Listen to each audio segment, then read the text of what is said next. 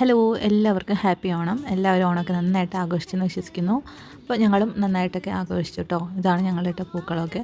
ഞങ്ങളത് കഴിഞ്ഞ് രാവിലെ തന്നെ കുളിച്ചൊരുങ്ങി ഓണക്കോടിയൊക്കെ ഇട്ട് നേരെ പോകുന്നത് എൻ്റെ വീട്ടിലേക്കാണ് കേട്ടോ. ഞാൻ ഭയങ്കര ത്രില്ലിലായിരുന്നു. സത്യം പറഞ്ഞാൽ ഒരുപാട് വർഷങ്ങൾക്ക് ശേഷം എൻ്റെ കല്യാണം കഴിഞ്ഞിട്ട് നമ്മൾ ആദ്യമായിട്ടാണ് കേട്ടോ ഓണത്തിന് വീട്ടിൽ കൂടുന്നത്. മറ്റേത് ഓണസദ്യയൊക്കെ കഴിഞ്ഞ് വൈകിട്ടാകുമ്പോൾ അല്ലെങ്കിൽ പിറ്റേ ദിവസമൊക്കെയാണ് വീട്ടിൽ പോകാറ്. ഇത്തവണ അവിടെ കൂടാന്ന് പറഞ്ഞിട്ട് അച്ഛനമ്മ വിളിച്ചപ്പോൾ ഒന്നും നോക്കിയില്ല. ചേട്ടൻ സമ്മതിക്കുന്നത് വിചാരിച്ചതല്ല കേട്ടോ. പക്ഷേ ഞങ്ങളിന്ന് അവിടെ കൂടി എനിക്ക് ഒത്തിരി സന്തോഷമായിരുന്നു കേട്ടോ. സത്യം പറഞ്ഞാൽ പോകുന്നതിന് മുമ്പ് എനിക്ക് ഭയങ്കര പ്ലാനിങ് ഒക്കെ ആയിരുന്നു, വീഡിയോസ് എല്ലാം എടുക്കണം എന്നൊക്കെ. പല ഭാഗത്തും ഞാൻ എടുക്കാനൊക്കെ മറന്നു പോയിട്ടോ. അത് കഴിഞ്ഞ് ഫുഡൊക്കെ കഴിക്കാനിരുന്നപ്പോഴാണ് അയ്യോ സദ്യ കഴിക്കുന്ന വീഡിയോ ഒന്നും എടുത്തില്ല എന്നോർത്ത് കുറച്ച് ഭാഗമൊക്കെ എടുത്തത്. പിന്നെ ഞങ്ങൾ ഒരുപാട് കളികളൊക്കെ പ്ലാൻ ചെയ്തിട്ടുണ്ടായിരുന്നു. പക്ഷേ ഫുഡൊക്കെ കഴിച്ച് കഴിഞ്ഞപ്പോൾ എല്ലാവരും ഒരു സൈഡായിട്ടോ. പിന്നെ ഞങ്ങൾ സുന്ദരിക്ക് പൊട്ട് കുത്തുന്ന കളിയൊക്കെ കളിച്ചിട്ടോ. പിള്ളേർക്കാണെങ്കിലും നമ്മളിങ്ങനെ കളിക്കാനൊക്കെ കൂടിയപ്പോൾ അവർക്കും ഭയങ്കര സന്തോഷമായിരുന്നു കേട്ടോ. കുറേ നാളത്തെയാണ് ഞാൻ ഇത്രയും ചിരിച്ചത് കേട്ടോ. ഇത്ര അധികം ചിരിച്ചിട്ടുണ്ട്. കാരണം അതേപോലെ പൊട്ടത്തരങ്ങളാണ് നമ്മൾ കണ്ണ് കിട്ടിക്കൊണ്ട് കാണിച്ചുകൊണ്ടിരുന്നത്.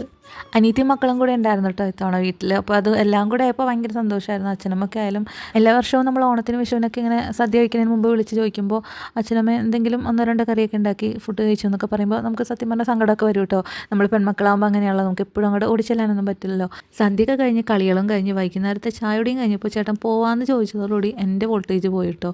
സത്യം പറഞ്ഞാൽ അതാണ് ഏറ്റവും സങ്കടം തോന്നിയത്. നമ്മൾ വീട്ടിൽ പോയിട്ട് നമ്മൾ പോകാണ്ടിരിക്കുകയാണെങ്കിൽ കുഴപ്പമില്ല, പോയിട്ട് പോരാൻ നേരത്ത് നല്ല സങ്കടം വരും കേട്ടോ. പിന്നെ അച്ഛനമ്മയാണെങ്കിൽ നമ്മളിങ്ങനെ പോരുന്നവരിങ്ങനെ നോക്കി നിൽക്കുകയും ചെയ്യുമ്പോൾ പിന്നെ പറയാനുണ്ടാവും. അപ്പോൾ ഇതൊക്കെയാണ് എൻ്റെ ഓണവിശേഷങ്ങൾ കേട്ടോ.